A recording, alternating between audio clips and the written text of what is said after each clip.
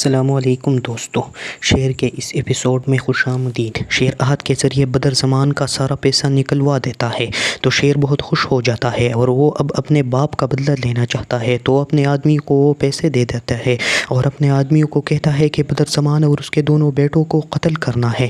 وہ کہتے ہیں ٹھیک ہے، جب بدر زمان اور اس کے بیٹے زمین سے آئیں گے تو ہم ان پر حملہ کریں گے۔ شعر اپنے آدمیوں کے ساتھ گاڑی میں بیٹھ کر زمین کی طرف جاتے ہیں۔ راستے میں بدر زمان اور اس کے دونوں بیٹے آتے ہوئے ہوتے ہیں۔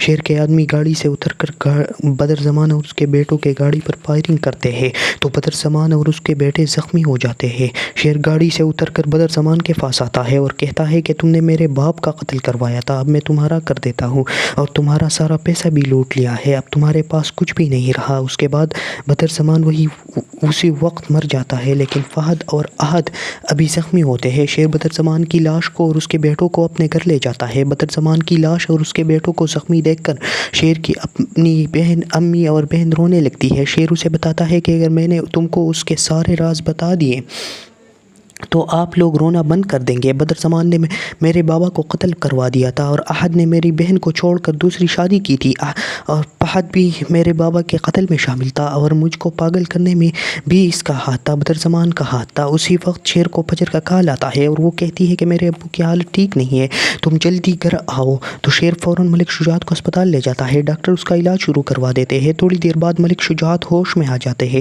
اور فجر کا نام لیتے ہیں۔ فجر آتی ہے تو وہ کہتے ہیں کہ فجر مجھے معاف کر دو، میں نے آپ کو گھر سے نکالا تھا۔ یہ سن کر فجر خوش ہو جاتی ہے اور پیچھے سے شعر بھی کمرے میں آ جاتا ہے۔ وہ کہتی ہے کہ تم بہت اچھے ہو، میں نے تم کو بہت غلط سمجھا، لیکن تم نے میرے اور فجر کا بہت خیال رکھا۔ میں تمہارا اور شعر کا نکاح کروانا چاہتا ہوں، جلدی سے مولوی کو بلاؤ۔ شعر اپنے دوست کو کال کرتا ہے اور کہتا ہے کہ مولوی کی لاؤ۔ مولوی آ جاتا ہے۔ مولوی کہتا ہے کہ کیا تم کو یہ نکاح قبول ہے؟ تو شعر اور فجر خوشی سے کہتے ہیں کہ ہاں، ہم کو یہ نکاح قبول ہے۔ تو خوشی سے نکاح ہو جاتا ہے۔ تو تاج بیگم بھاگتی ہوئی آتی ہے اور شعر کو کہتی ہے کہ تمہاری ماں کی حالت بہت خراب ہے۔ شعر جلدی سے گھر جاتا ہے اور اپنی امی کو ہسپتال لے جاتا ہے۔ جب امی کو ہسپتال لے جاتا ہے تو ڈاکٹر اس کا علاج کروا دیتے ہیں تو ڈاکٹر کہتے ہیں کہ اس نے بہت ٹینشن لی ہوئی ہے، اس وجہ سے اس کی طبیعت ناساز ہو گئی ہے۔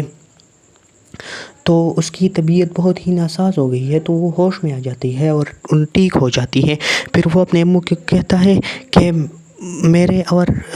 پھر وہ امی کو کہتا ہے کہ ملک شجاعت نے میرے اور فجر کے نکاح کر دیا تو وہ بہت خوش ہو جاتی ہے۔ جب وہ گھر آتے ہوئے ہوتے ہیں تو شعر کو نوکرانی راستے میں ملتی ہے جس نے فہد سے نکاح کیا تھا۔ وہ اس نوکرانی سے کہتا ہے کہ کیا تم نے فہد سے جو ہے وہ صحیح میں نکاح کیا تھا؟ تو وہ کہتی ہے ہاں، میں نے ان سے نکاح کیا تھا، لیکن تھوڑی دن بعد اس نے مجھے گھر سے نکالا تھا۔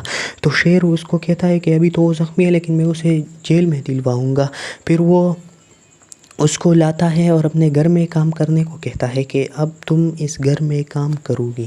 پھر 1 سال بعد شعر کا ایک بچہ پیدا ہوتا ہے۔ وہ بہت خوشی سے زندگی گزارتے ہیں۔ شعر بہت خوش ہو جاتا ہے اور اسے فجر کو کہتا ہے کہ میں نے تم کو مانگا تھا اور تم مجھ کو مل گئی ہے، اور اس ڈرامے کا ایک بہت ہی خوبصورت انت ہو جاتا ہے۔